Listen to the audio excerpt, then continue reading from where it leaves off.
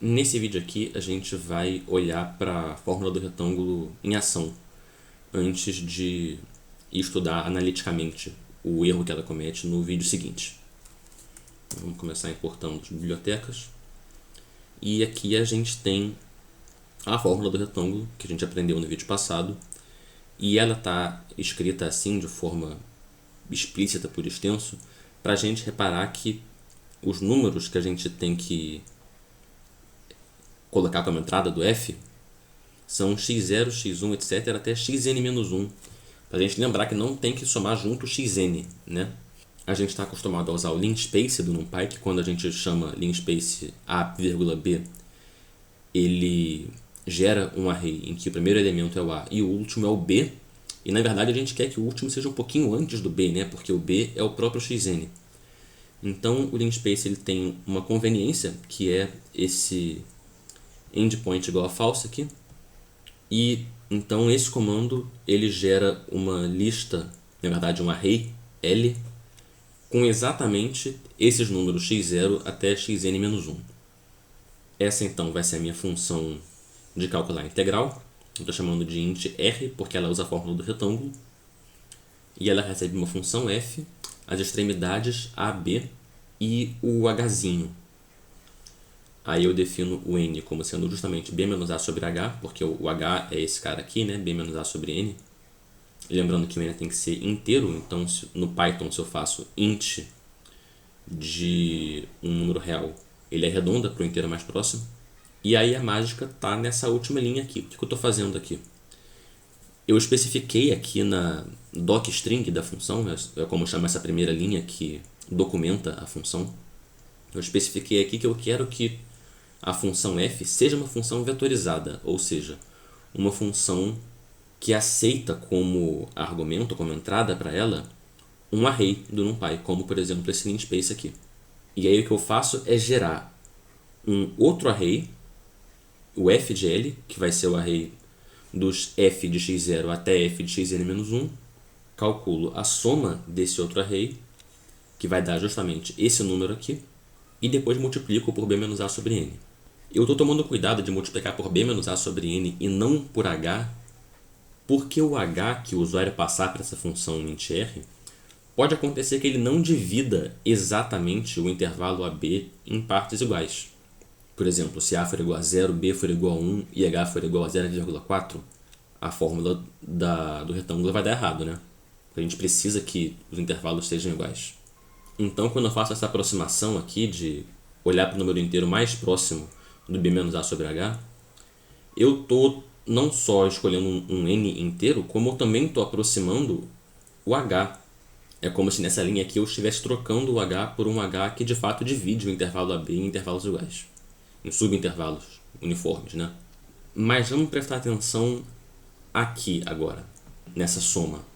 Essa é a primeira vez nesse curso que a gente está fazendo uma conta muito grande, né? Se o n for 1 milhão, eu vou estar somando 1 milhão de números aqui. Então a gente tem que começar a prestar um pouquinho de atenção na velocidade do código, porque somar 1 milhão de números de uma vez só é uma coisa que talvez demore. E para fazer essa soma, a gente tem a opção de usar a função de soma do Python ou a função de soma do NumPy.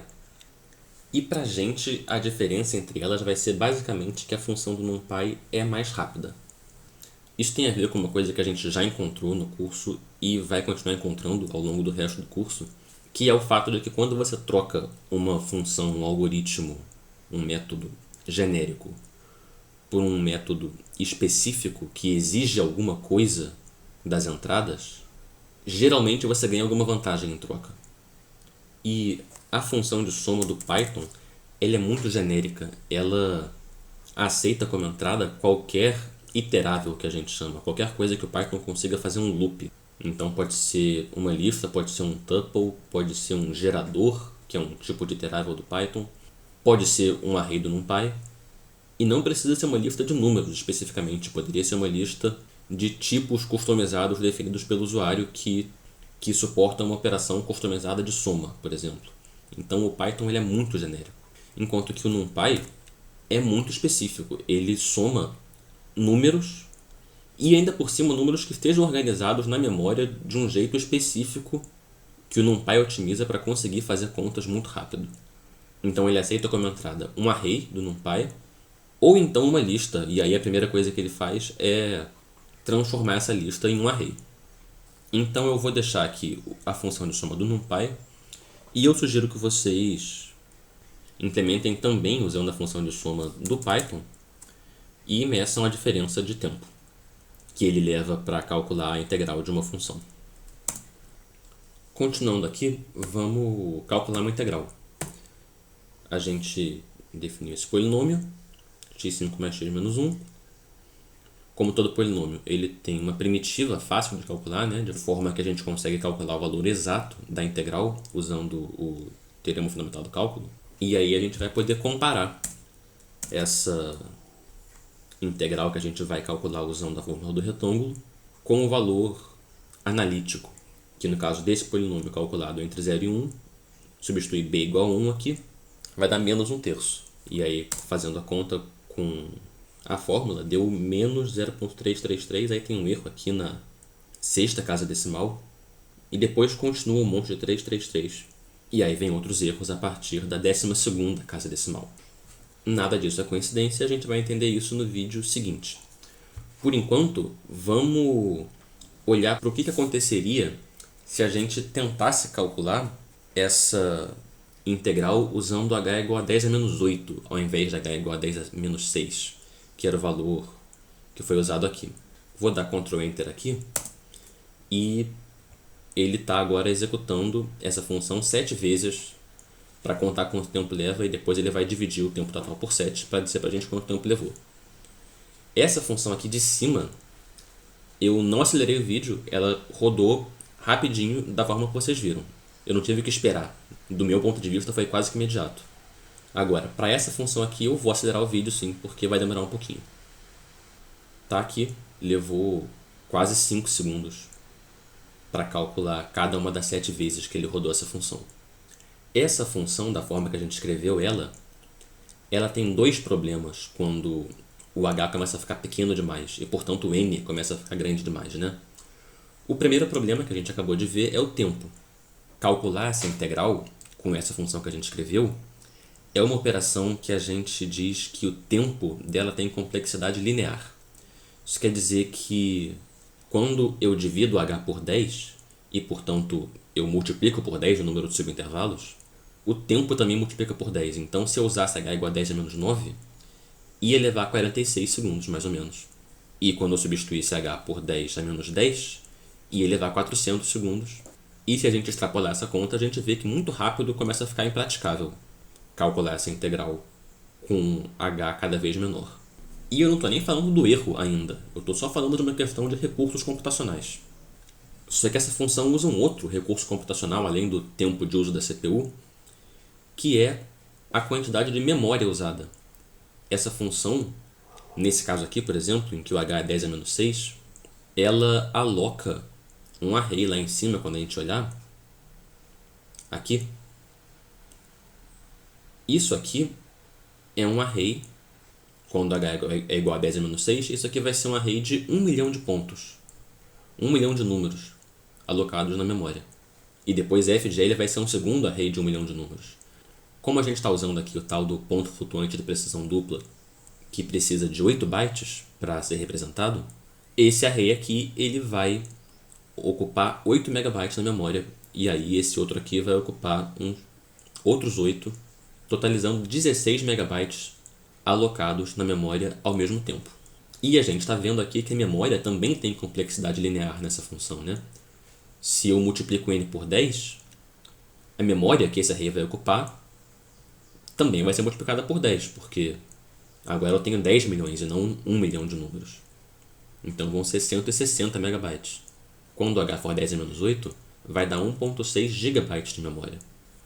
E quando o programa começa a alocar muito mais memória do que o computador suporta, a gente começa a ter todo tipo de problema, do tipo, o programa não vai terminar no tempo que a gente esperava que ele terminasse, e ele vai travar o computador inteiro, não vai deixar a gente fazer mais nada, a gente vai ter dificuldade, inclusive, de conseguir fazer o programa desistir do que ele está tentando fazer.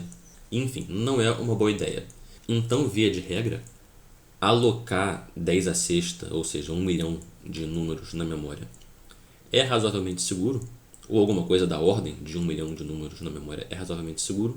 Mais de 10 à oitava em diante, ou seja, a partir de 100 milhões de números na memória, é o tipo de coisa que você não deveria fazer, a menos que você tivesse certeza de que o seu computador dá conta. Se acontecer de você sem querer usar a memória demais, não é o fim do mundo. O pior que pode acontecer é você ter que reiniciar o computador, mas não é agradável. Continuando aqui, a gente vai seguir usando h igual a 10 a menos 6. E esse código aqui, vocês podem pausar o vídeo e dar uma olhada no que o código faz. O que o código faz é plotar a integral indefinida desse polinômio, tanto calculada de forma analítica, quanto calculada usando a fórmula do retângulo. Aparentemente está dando tudo certo, a gente está calculando direitinho a integral do polinômio, né? Pelo menos o erro não é visível a olho nu nessa escala. E se a gente plotar o erro, calculado usando a fórmula analítica como referência, a gente vê que o erro é da ordem de 10 a menos 6. E a gente também vê que o erro é uma curva bonitinha, o que significa que provavelmente tem uma fórmula que explica essa curva. De novo, a gente vai falar disso só no vídeo que vem, e por enquanto vamos seguir aqui, calculando mais uma integral. Calcular a integral do cosseno entre 0 e π sobre 2. O resultado tem que dar 1, então eu vou subtrair 1 para ver qual é o erro. O erro foi de quase que exatamente 5 vezes 10 a menos 7. E é curioso, né, que entre esse 5 e os próximos dígitos, que não são 0, tem exatamente outras 7 casas decimais. Na verdade aqui tem 6 e aí a sétima é essa daqui. Acontece que 5 vezes 10 a menos 7 é exatamente metade do h que a gente está usando. O h é 10 a menos 6, né? Então a gente obteve um erro que é parecido com h sobre 2, mais um resto que é da ordem de h ao quadrado. Uma outra integral que a gente pode fazer é a integral do seno entre 0 e π, que tem que dar 2. Então vamos fazer a conta. E dessa vez o erro foi 10 a menos 13. Então dessa vez não teve nenhum erro da ordem de h. E a gente teve só o resto, que é da ordem de h ao quadrado. Né? Aqui em cima a gente teve um erro que parece meio aleatório, com ordem de grandeza parecida com h ao quadrado, mas teve um erro muito mais relevante, muito mais significativo, que não parece ser aleatório, deu exatamente h sobre 2. Enquanto que aqui não teve o erro significativo determinístico e teve só esse erro que eu não sei explicar aqui, que é da ordem de h ao quadrado. Então vamos fazer de novo o gráfico da integral indefinida, da integral do cosseno e o gráfico do erro, para a gente ver que de novo deu uma curva bonitinha. Por sinal, bonitinha e reconhecível, né? E de novo é um erro que está sempre da ordem de 10 a menos 6. Para finalizar, vamos fazer uma outra integral, que é essa integral aqui. Quem for observador lembra que no vídeo passado eu contei para vocês que essa função é elevado a menos x². Não tem primitiva analítica, então não dá para a gente calcular essa integral usando o teorema fundamental do cálculo. Não tem uma função f que a gente calcula f de infinito menos f de zero para dar raiz de π sobre 2. Então essa integral aqui é calculada de um outro jeito, que não vem ao caso, mas a gente sabe que isso aqui dá raiz de π sobre 2. Então vamos tentar fazer a conta. E na verdade a gente vai esbarrar num primeiro problema, que é esse infinito aqui, né? Se você fizer o gráfico dessa função, elevado a menos x², talvez você se convença que esse infinito não é um problema, porque essa função ela tende a zero muito rápido. Uma forma de se convencer disso é pegar uma calculadora, ou então, melhor, abrindo um Python, e calcular o valor dessa função aqui para x igual a 1, 2, 3, 4, 5, etc. até, eu não vou dizer até quando, mas eu te garanto que você vai saber quando parar.